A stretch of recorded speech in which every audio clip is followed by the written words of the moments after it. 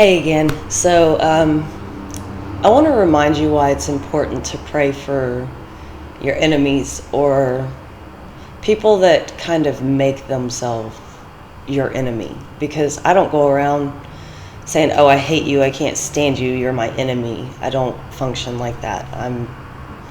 I personally just embody love, and I believe that love will heal all things. So when it comes down to people that have chosen to see me as their enemy because they're jealous or they're greedy or they couldn't get one over on me and it kind of punched their ego, let's say. There's quite a few of these people in my life, but the best thing I could do is block them from my life. And I keep them blocked on an energetic level, but I still keep them in my prayers, and I do this for a reason, because these people are hurting so much because they've known a life of pain. I've known the same life. I myself have experienced a lot of things that would destroy a lot of people. And I keep being reminded I'm a very strong person. And I remember when I first came back and I was like, I don't want to hear I'm strong anymore. I want someone I can lean on. I want someone to support me. I want somebody who will care. I wanted someone to make me feel strong because I didn't feel strong. I just did what I needed to do in that time. But back to what I was talking about, why it's important to pray for those that kind of look down on you or want to harshly judge you. It's because, like I was saying, they only know the pain of life. They don't have very much emotion. They want to compete with everyone around them, which is instant failure on some level, because now you have to constantly one up somebody else in their game. You're not even playing your own game, which this is your life, so you need to focus on your life. But when it comes down to those that want to compete and think that they need to destroy others to prove they're powerful, they receive karma for this. And that means a lot of bad things start happening to people. Their world gets shaken apart. And I know a few people are about to go through a hellacious storm. And I can tell them it's very hellacious for the fact of what they tried to project into my life. And it was a lot of daily battles and months on end. But knowing they're going to get it 10 times worse, which means they're going to lose everything. All I can do is pray for them and pray that their heart will open up, that they will start accepting that loving energy into their life. Because at this point, it's too late to pray for them, to pray for themselves, because they've intentionally tried to inflict so much pain, so many blockages, so many losses in my life that, believe me, I had a little bit of side effects. Things that were meant to stop me merely stalled me. And it got to a point where there were days I wanted to give up, but I knew that what I was going through was to make me stronger and to get back tight with my spirit, to get back tight with my light squad and the divine and the universe, and go back to focusing on my household and myself and my personal growth, because you can't stop something that is meant to happen. You can't stop the message of love from reaching the ears of the world to remind them that they're worthy. And no matter how much the darkness tries to stop the light, all it does is amplify that light. So when it comes down to it, like I said, praying for your enemies, your frenemies, whatever they are, keep in mind that it's better to pray for them to make it through their trials, to learn and grow, rather than wish for their demise. Because I have no animosity for anybody. I mean, most people are functioning on an ego level to where they might subconsciously know what they're doing, but it's still, the ego will drive you to try to stop somebody that makes you feel inferior. And it's like I pointed out to my daughter, when it comes to her and my son, he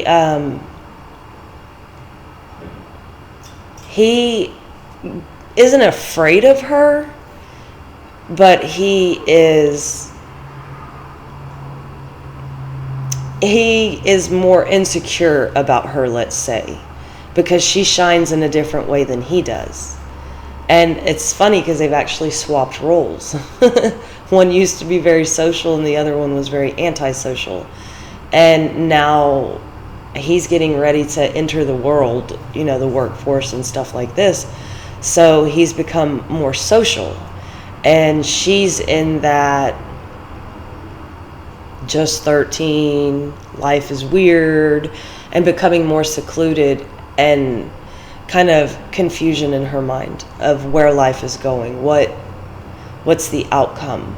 And they both feel pain, of course, from not having a dad around. So just like I pray for everyone else, I pray for my kids every single day. I mean, every morning I sit down and I write out about them. Please give them protection. Place a circle of love and protection around them. Let them feel that warmth. Let them understand that they're valuable individuals and that they're needed in this society. And like I had to remind my daughter today, you are a very outstanding young lady. You've got so much to look forward to. And I know we're going through a transition in life and it's confusing. And I understand it's hard for them because, like I said, I'm basically momda. I'm the mom dad. And they haven't really experienced having a real father.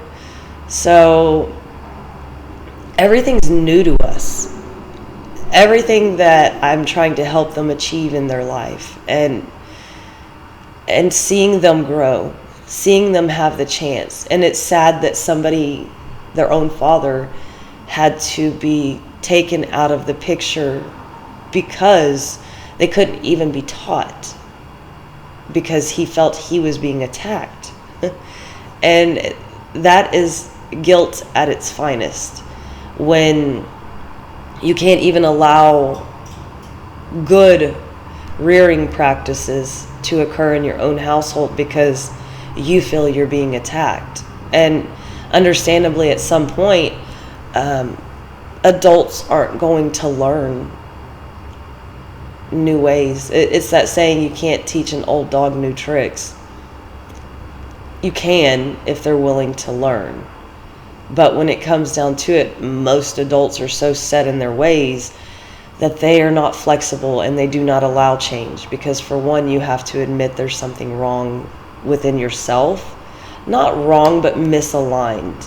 That you have outdated ways of thinking, hostile practices that demand power, being driven by ego, of course, because power struggle, right? No, I'm the head of the house. No, I'm the head of the house. Be the head of the house. It doesn't matter to me. I'm still the leader of my own life. So all I can do right now is send out love and light to everyone in this world.